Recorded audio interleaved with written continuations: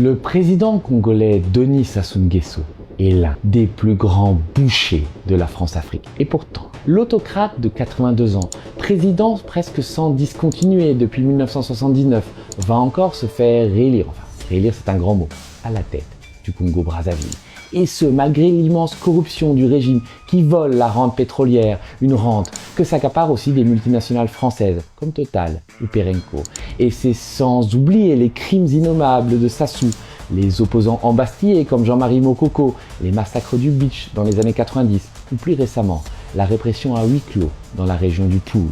Ces dernières années, il y a bien eu quelques frictions entre Emmanuel Macron et Denis Sassou Nguesso, notamment parce que l'un des visiteurs du soir et ami du président français est le discret Jean-Renaud Fayol, un Saint-Cyrien qui a fondé une agence d'intelligence économique et qui a été condamné par contumace par la justice de Sassou pour une prétendue tentative de coup d'État. Sassou a aussi été échaudé que des policiers français se soient pointés l'année dernière dans l'appartement parisien de son épouse, Antoinette Sassou Nguesso.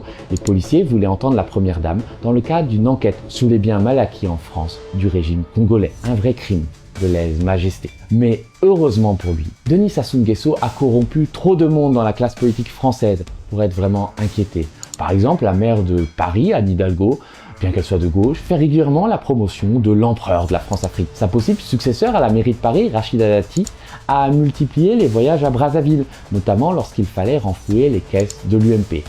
Dominique Strauss-Kahn et Mathieu Pigasse, vous savez, le banquier qui est un peu le messie, le mécène des médias de gauche, ont conseillé le régime congolais. L'ancienne ministre de François Hollande, Yamina Benguigui, se fait financer ses films par Denis Sassou Nguesso. Bref, ça se bouscule au portillon pour chanter les louanges et récupérer les mallettes d'argent sales de ce criminel qu'est Denis Sassou Nguesso. Des médias enregistrés en France comme Télésud font même ouvertement la campagne présidentielle du dictateur.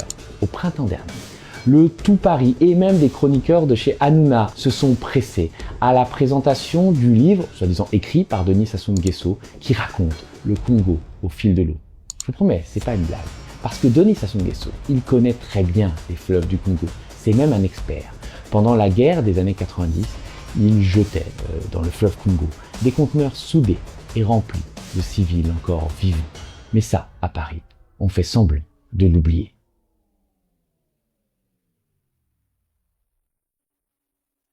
Le président congolais Denis Sassou Nguesso est l'un des plus grands bouchers de la France-Afrique. Et pourtant, l'autocrate de 82 ans, président presque sans discontinuer depuis 1979, va encore se faire réélire, enfin réélire c'est un grand mot, à la tête du Congo-Brazzaville.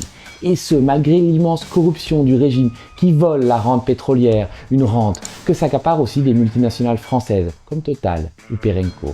Et c'est sans oublier les crimes innommables de Sassou, les opposants embastillés comme Jean-Marie Mokoko, les massacres du Beach dans les années 90 ou plus récemment, la répression à huis clos dans la région du Pool. Ces dernières années, il y a bien eu quelques frictions entre Emmanuel Macron et Denis Sassou Nguesso, notamment parce que l'un des visiteurs du soir et ami du président français est le discret Jean-Renaud Fayol, un Saint-Cyrien qui a fondé une agence d'intelligence économique et qui a été condamné par contumace par la justice de Sassou pour une prétendue tentative de coup d'État. Sassou a aussi été échaudé que des policiers français se soient pointés l'année dernière dans l'appartement parisien de son épouse, Antoinette Sassou Nguesso. Les policiers voulaient entendre la première dame dans le cadre d'une enquête sur les biens mal acquis en France du régime congolais. Un vrai crime de lèse-majesté. Mais heureusement pour lui, Denis Sassou Nguesso